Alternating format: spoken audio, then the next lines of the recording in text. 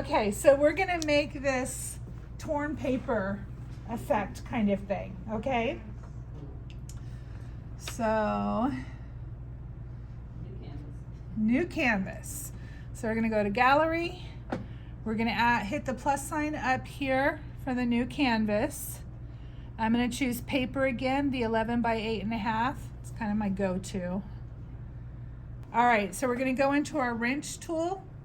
Over here next to gallery, you're gonna tap the wrench tool. And you see right here it says add text. So we're going to tap that. And all of a sudden we have this little thing pop up that says text.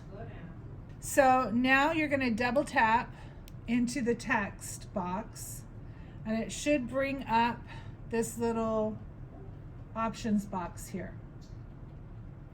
Sometimes it'll read your tap as like a new word or something. You may have to like kind of tap with your finger or something. It gets a little picky. So we're going to go here. Everybody should have a thing on their options box where it says INA 01. You see that? That's your font that it's currently set at, okay? So you're gonna tap in that and it should bring up this box. Like as if you didn't have enough options, here are more options. Okay, so I have a ton of fonts, so don't worry if you see fonts on mine that you don't have. But I'm gonna scroll down and I'm gonna go to marker felt. I think everybody should have that font. Now I'm gonna tap on the little keyboard section right here in the top left corner of this box. So I'm gonna tap on that. Oh, why didn't I bring up my keyboard? I hit it with my finger and it worked. And so I'm going to type my name. And you can type my name or your name, whichever you prefer. Okay, so if you have this little box up here, you're going to tap in the font window again. And that will bring up, tap with your finger in the font window, that will bring up this interface. So there's different options that you can play around with here. So it has, so not only do you have all of your fonts here on the left that you can choose between, and if you just scroll up, scroll down, you can just pick different fonts and see what happens with them. Okay, but then go back to marker felt. So we're all using that one. And then when you go over to the next column, it has style. You could do a wide or a thin version of this font. We want the wide version. And then the next column over is the design column, and you can change the size here, okay, by just sliding this slider.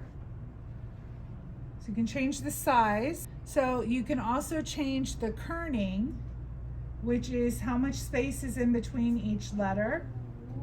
Okay, so that's really nice. Woo, I love that part. You can change the tracking, which is, let's see, I think that's overall the width of the word. You can change the leading, which is not going to make much of a difference. I think that's the room in between each line if you have multiple lines of text. The baseline is where it sits, if it sits above the baseline, if it sits below it. So you can change that. And you can change the opacity as well, okay? So I like to play around with the kerning on this one. However, I need to resize. Doing the size in here makes it a little bit more difficult because it'll hit return, essentially. So I'm gonna say done, and then I'm gonna go up to my move arrow up here, and I'm gonna tap that, and I'm gonna change, no, I don't think, I'm gonna leave it on uniform down here, and I'm just going to pull my name across the page so it takes up the width of the page like that. I'm going to use my finger and I'm going to tap in there. Oh, and it just brought up this little thing down here. So I can tap on that A. So if you're really having a hard time figuring out the taps and you're just like, I'm gonna tap somebody in the face if this doesn't stop, you can always go up here to the layers panel, okay? And you can, so select the layers panel with your pencil, then select your text layer with your pencil. And here it says edit text. That brings up this little menu down here. And you can tap the A's and that brings that up. Okay, so if the tapping is not a shortcut because it's just frustrating and it doesn't work the way you want it to, that's another option. So now we can play around with the kerning and all of that and just mess around with all of these things to get it to where you're happy with how it looks on your screen. Okay, so I'm going to go ahead and have you guys tap out of this. So you're going to say done over in the right corner of this box. So I'm going to say done. And now you're going to tap on the move arrow again. Okay, and you're going to turn on snapping.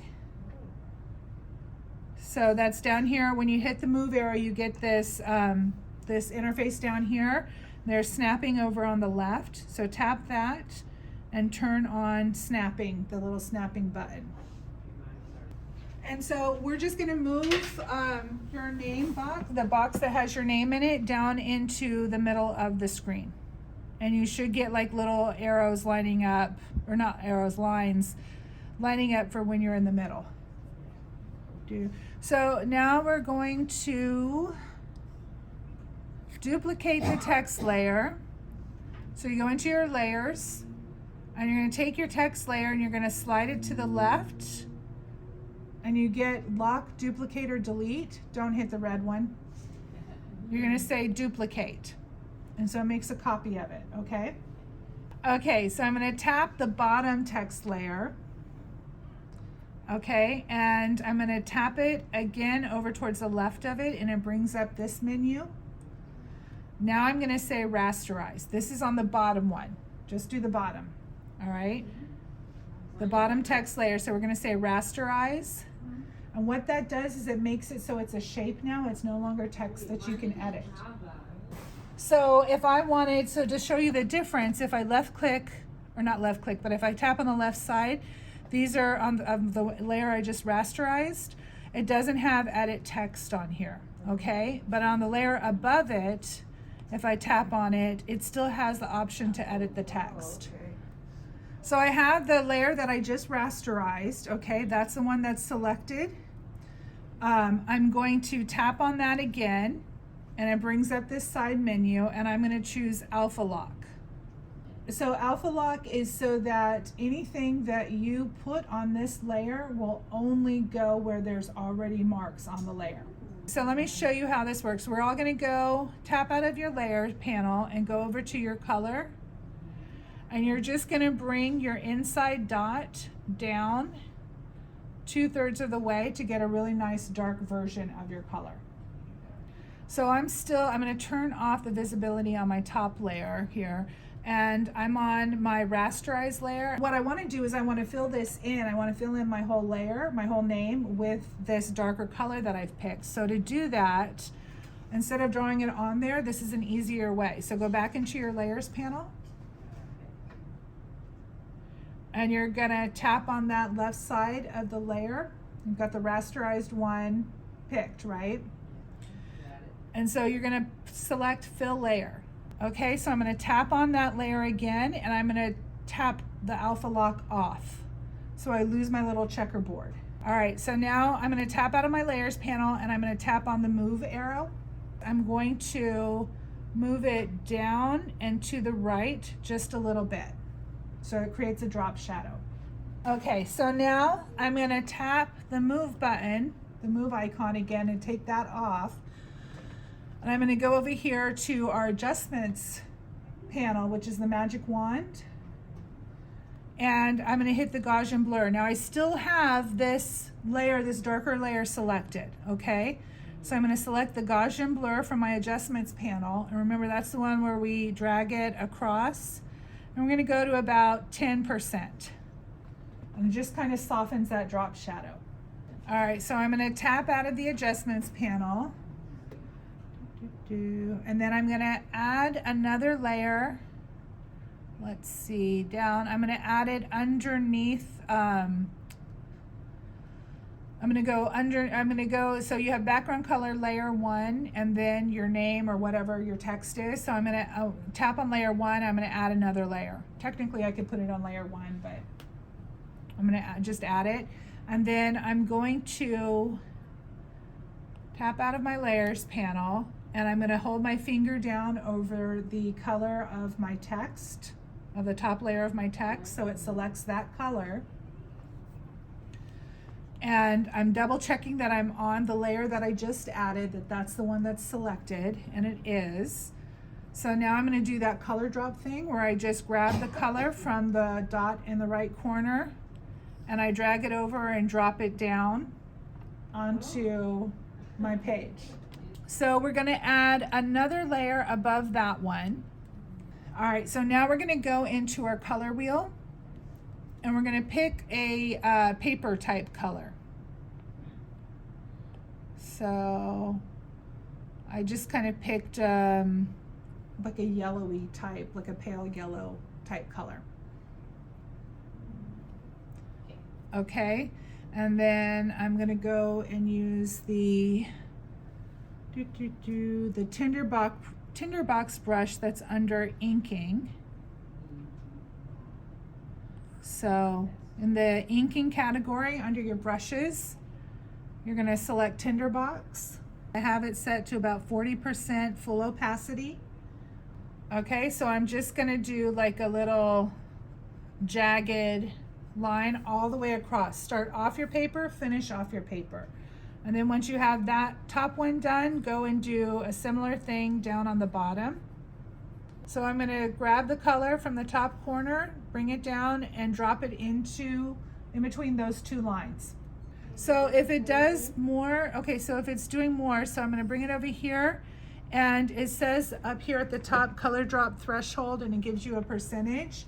If it's too high, it'll do the whole screen. If it's too low, well, this one doesn't make much of a difference, too low. But if it's flooding your whole screen, just drag it back before you lift up your pencil. So we're going to duplicate this layer. So go back into your layers panel. You're going to select your layer that has the yellow strip across it or whatever color. You're going to slide to the left. You're going to say duplicate. Okay. And we're going to take the bottom layer of that. So see how I have the bottom version of it selected? I'm going to tap on it. I'm going to do alpha lock. Right? And then I'm going to go up to a darker color. I'm just going to bring my inner color wheel down to get the darker color. So I'm going to tap back into my layers, tap on my alpha locked layer, and I'm going to say fill layer. Okay, and it's not going to do anything that you can tell, but it does change the color here in the little thumbnail, right? So we're going to undo the alpha lock. You have to turn the alpha lock off to be able to do the Gaussian blur. Okay. I'm going to go into my move arrow and I'm going to, same thing, move this layer down and to the right just a little bit. And it creates that drop shadow for you, right? So I'm going to tap off of my arrow once I have my drop shadow the size that I want it. And I'm going to go over to my adjustments panel. And I'm going to hit Gaussian blur again. And I'm going to slide that over to about 10%. All right, so I'm going to tap out of that. Now we're going to go back into the layers panel and we're going to go in between the paper strip layer and the text layer. All right, so I'm on layer 5 for me. So I'm going to add a layer right above that. And here we're going to make a clipping mask. So I'm going to tap on that on the left side to bring up this menu and I'm going to tap clipping mask. And so what this is doing, how Alpha Lock made it so that you couldn't do anything, you couldn't make marks on anything that didn't already have something on the screen, like on that layer. Does that make sense? I'm saying it weird. Alpha lock prevents you from being able to make marks if you're like trying to color something and you don't want to go outside the lines. You can only change what's already been put down on that layer. So clipping mask does the same thing, but it does it on a separate layer. Okay, so we did a clipping mask here, so it will only go on what's been drawn on the layer beneath it. Okay, so I'm going to go into my brush panel now. I still have that dark color from my drop shadow set to that dark color. So I'm going to go into my brush panel and I'm going to go to the sketching group. And I'm going to choose the oil pastel pencil.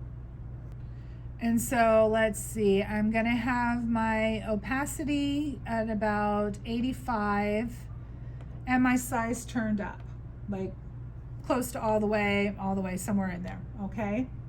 So now what I'm going to do is I'm just going to start adding texture.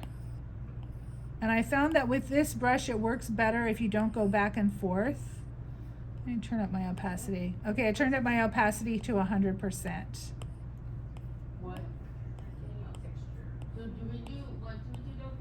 Now we're going to go back into our layers panel, and on this layer with the clipping mask, we're going to hit the little N to bring up our blending mode menu. And now I can just go through the different blending modes and see which one makes it look the most like the kind of paper that I'm going for.